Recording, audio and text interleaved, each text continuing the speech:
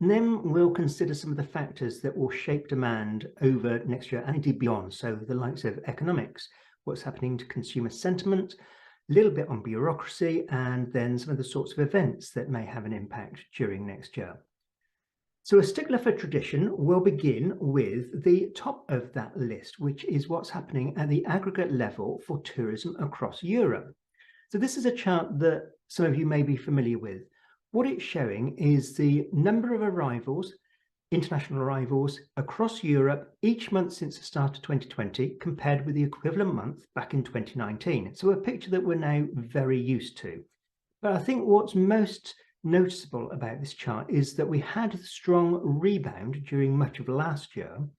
But as you'll see over on the far right-hand side of the chart, we've been pottering along at a European level at about 5 or 6% lower than the equivalent month back in 2019 for much of summer and indeed into the autumn of this year.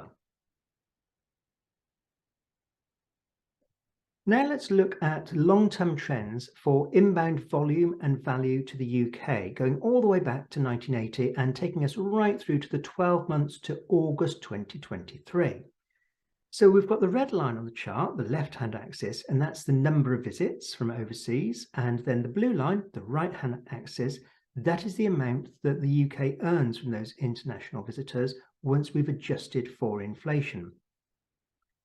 And if we look at the most recent 12-month period, then we find that the volume of inbound tourism had recovered to 90% of its pre-pandemic maximum, whereas the real value, so again, adjusting for inflation, is at 86% of its record level. Now, you may see the odd press release that talks about tourists spending record amounts of money. If you do see such press releases, always ask yourself, have they allowed for inflation? Because if they haven't, it may well be that it's not truly a record amount of visitor spending. Now, visitors come to the UK and to Ireland for many different reasons, but those of you attending Britain and Ireland Marketplace will be most interested in the holidays segment, and that, of course, is the red line on this chart.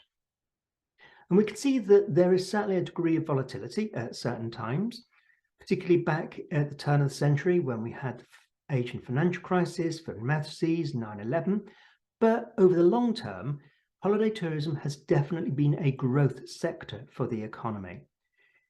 And if we look at how things have progressed in the 12 months to August, compared again with the pre-pandemic maximum, what we find is that the number of holidays from overseas to the UK was at 92% of record levels. And many commentators during the pandemic said that visits to friends and relatives would be the segment to recover first, and they were indeed correct. But what's most striking is that it's continued to grow.